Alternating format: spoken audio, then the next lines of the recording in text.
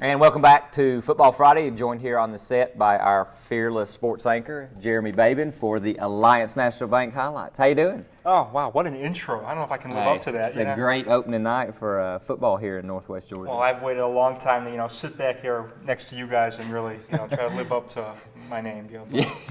Well, take it away. All right. Well, let's start off with our Alliance National Bank highlight show. We begin with Dalton at Calhoun once again, the fourth consecutive season that these two teams have met to start off the year. The Cats 36-3-1 all time over Calhoun. Last year, Dalton, they won 30-7. 2 years ago was a Hail Mary. What would happen in year 3? Well, let's find out for ourselves. Out at Phil Reeve Stadium we go. Catamounts and Yellow Jackets meeting once again. Dalton head coach Adam Weingarten, cool and collective as always. Calhoun, last year's state runners-up. What would this year's team do? Could they pick up where last year's team left off? And that would be a task. And early on it was Calhoun. Look at this option play. Senior Nash Nance hands it to David Collins and throws a bomb to Derek Rogers, and he is off and gone. 7-0 Calhoun. Later on, $1:49 left in the first. Dalton, Shaquan Moore, entrance to the end zone. Thank you very much. That ties up the game at 7 apiece. But it was more from Derek Rogers, the future Georgia Bulldog, on the kickoff. He is off. He is gone. He is a fast man, and the only thing that would ruin this would be a yellow flag, which would occur. So wipe that clean and bring it back.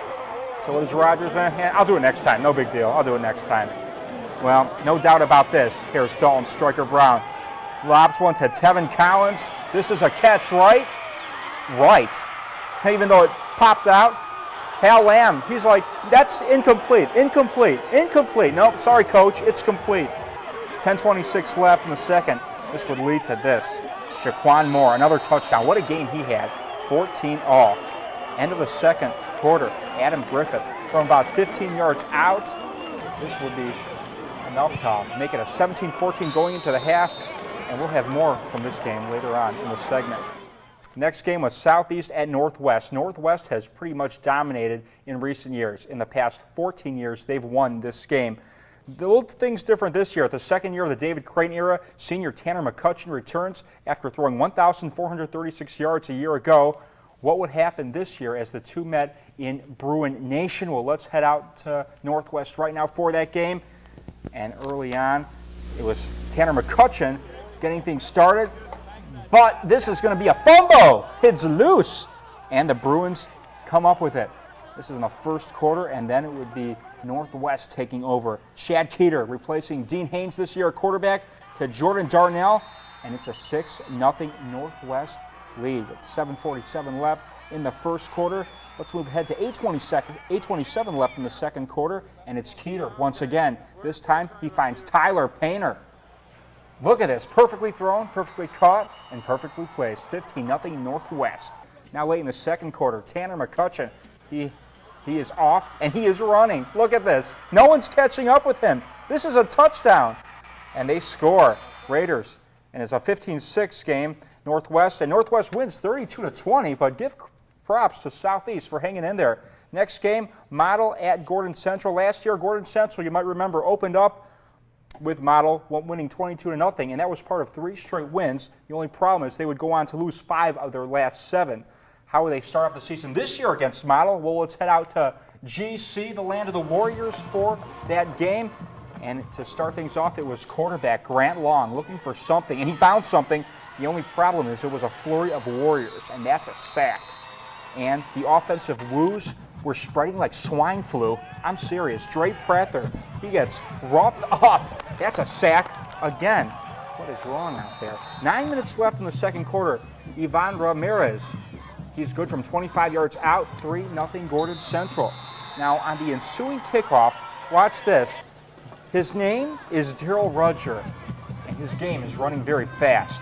So fast that no one can catch up with him, as he is sprinting through his defenders like screen doors, going left, going right, and he is out of there. 7-3 Model. And this game is getting interesting as no one caught up with Rutger. How would Gordon Central respond? Well, they came right back as it's Dre Prather who's going to connect with Deontay Curtis, and this will make it a 9-3 game. And Gordon Central goes on and takes care of business as they win this game. Now, the next game that we'll tell you about is with the stuff that happened Thursday night, and for starters, it was North Murray and Murray County, the battle in Chatsworth, as North Murray, former head coach for Murray County, Josh Lowe, now over at North Murray as the athletic director. How would the Larry Cornelius era begin for the Mountaineers? Let's find out in the land of Chatsworth. Everyone was excited about this game, even those cheerleaders. And we'll pick things up in the first quarter. North Murray up 7-0 until Mountaineer sophomore Austin Carter blocks this punt, with which Brandon Flood recovers, and he is in the end zone. 13-0 Mountaineers. But that lead wouldn't last very long because on the ensuing kickoff, Jake Bourne, look at this. He is just gone. 82-yard touchdown return for a touchdown, and then tack on a 2-point conversion to make it a 13-8 game with 2:43 left in the first. And this is interesting. Fourth quarter, 6:05 left. Mountaineers driving. Here's freshman quarterback Brady Swiling. Takes off 25 yards into the end zone. 25-14 North Murray. Now, less than a minute to go in the game. Here come the Indians, and it's Brady Todd. Completes it 29 yards to Cortland Morales. And then North Murray's defense is just going to be too much because they stop him at the 7-yard line and win 25-20 over the Indians. The first game is a win. Congratulations to Larry Cornelius. Next game, Paulding at Christian Heritage. 12-0 in a championship season for the Lions. Not bad. This year it's the Wing T offense in the newly named Glory for Christ Football League. How would Mike Baden and his group do? Well, let's find out. Christian Heritage High School under the lights. That is right. They're playing under lights this year.